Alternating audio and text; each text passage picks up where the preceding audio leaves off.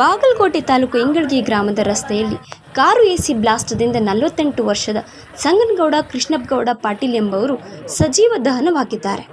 ಇವರು ಬಿಳಿಗಿಯಲ್ಲಿ ಶಿಕ್ಷಣ ಸಂಸ್ಥೆಯೊಂದನ್ನು ನಡೆಸುತ್ತಿದ್ದರು. ಇವರ ಕೆಲಸದ ನಿಮಿತ್ತ ಬಾಗಲಕೋಟೆಗೆ ತೆರಳಿ ಚಿಕ್ಕಮಾಗಿಗೆ ಹಿಂದಿರುಗುತ್ತಿದ್ದರು. ಕಾರಿನಲ್ಲಿ ಎಸಿ ಬ್ಲಾಸ್ಟ್ದ ಪರಿಣಾಮದಿಂದ ಬೆಂಕಿಯಿಂದ ಹೊತ್ತಿಯುರಿದ ಕಾರು ಮತ್ತು ಕಾರು ಮಾಲೀಕ ಸಜೀವ ದಹನವಾಗಿದ್ದಾರೆ.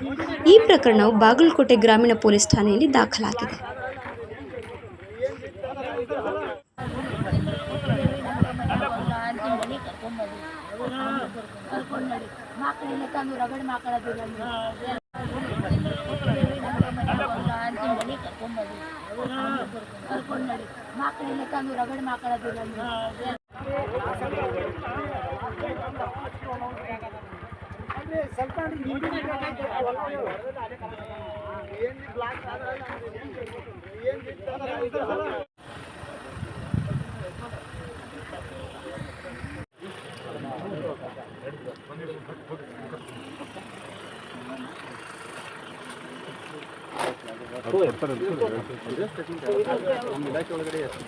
ಅದೇ